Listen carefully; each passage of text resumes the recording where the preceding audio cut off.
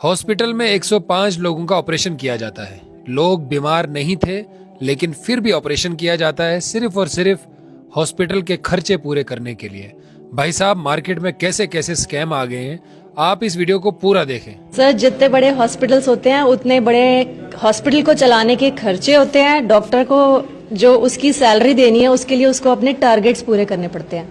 अच्छा, जब तक टारगेट पूरे नहीं होंगे तो उसको उसकी तो सैलरी टारगेट कौन है? एलोपैथी डॉक्टर का है। तो टारगेट तो मतलब टारगेट का मतलब जैसे ये पेशेंट है, टारगेट है।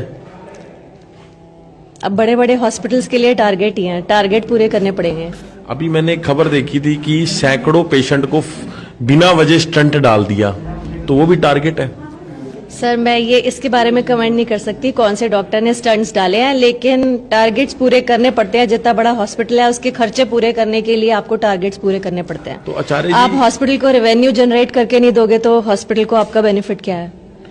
तो आचार्य जी बहुत बड़ी बात कही है मैडम ने हॉस्पिटल के लाभ के लिए कि अगर हॉस्पिटल को रिवेन्यू जनरेट करके नहीं दिया तो कैसे आप डॉक्टर हैं। मैडम कह रही मैंने खबर पढ़ी नहीं, मैं पढ़ा ये देता हूँ। देखो, और दैनिक भास्कर की खबर है ये देख लो खबर भैया, लेकिन ये देखो मैं खबर पढ़ी है। नाम नहीं लेना नहीं, नाम लेना ही नहीं हमने। ये देखो क्या लिखा हुआ है। नाम ना नहीं, वो तो जेल में चला गया है। 800 ऑपरेशन 6 करोड़ की बिल योजना को गुजरात में डॉक्टर ने 105 सेहतमंद लोगों को ऑपरेशन कर लगा दिए स्टेंट। मतलब क्या है कि या तो जो मार्केट में समाज में बड़ी गाड़ी खरीदनी है, लालच का कोई अंत नहीं है, लालच के चक्कर में भी ये हो रहा है। को कितना समय हो गया प्रैक्टिस करते हुए एलोपैथी की? सर, मुझे 17 इयर्स हो गए एलोपैथी प्रैक्टिस करते हुए। तो और सर हस्बैंड वाइफ डॉक्टर्स हैं। अच्छा, तो आपको कितना टाइम हो गया सर प्रैक्टिस करते हुए? मुझे हो गए हैं 14 साल।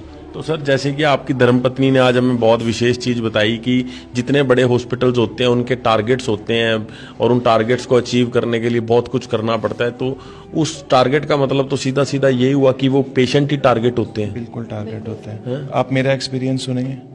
जब मैंने प्रैक्टिस शुरू की थी तो मैंने एक बड़ा हॉस्पिटल ज्वाइन किया था।